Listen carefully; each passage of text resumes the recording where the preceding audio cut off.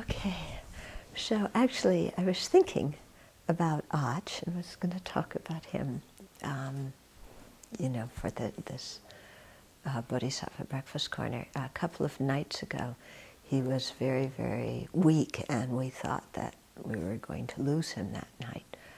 Achala's our kitty, for people who don't know. And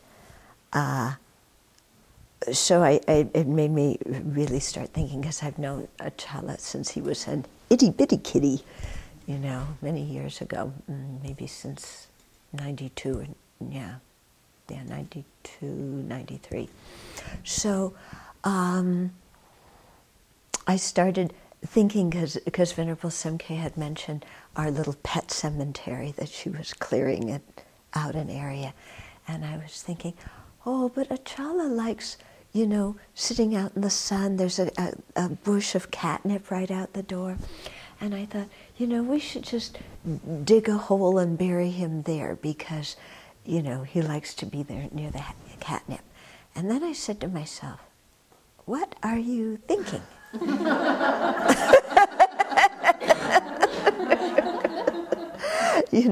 When somebody is dead, their consciousness is no longer there. And I was realizing when we do this kind of thing, we do it for the survivors, not for the benefit of the people who died, because they aren't here anymore.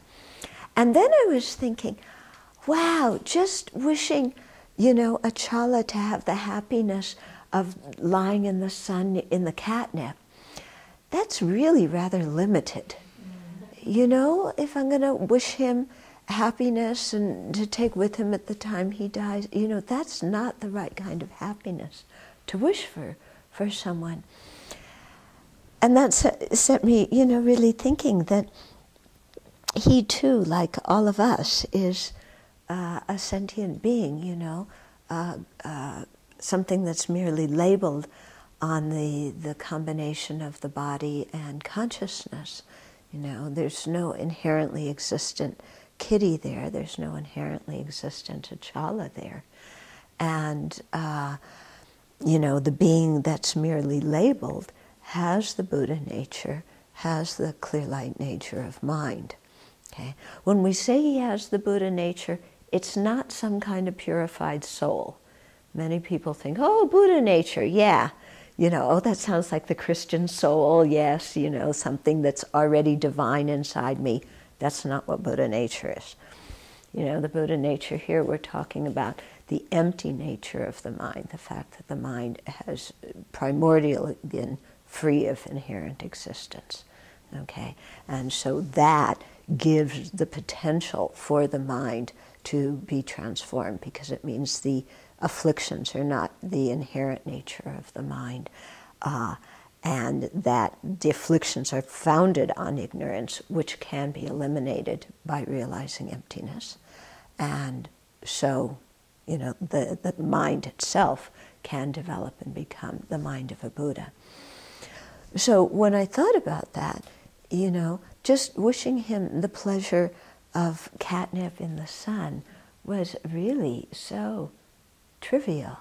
And, here's a sentient being with the potential to become a Buddha who is currently locked in a cat body, and due to the brain and the nervous system, as well as the karma that's ripe in this life, very difficult to create virtue and no opportunity to attain enlightenment in this body.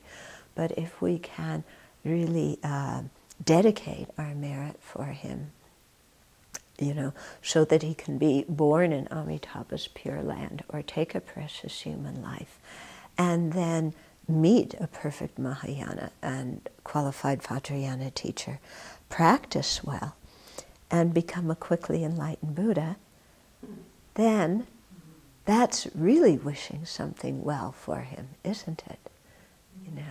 And getting attached to these small things of where his body is and worldly happiness is really rather insignificant. And so to keep the mind focused on our best and strongest wishes for him, knowing that he has that potential.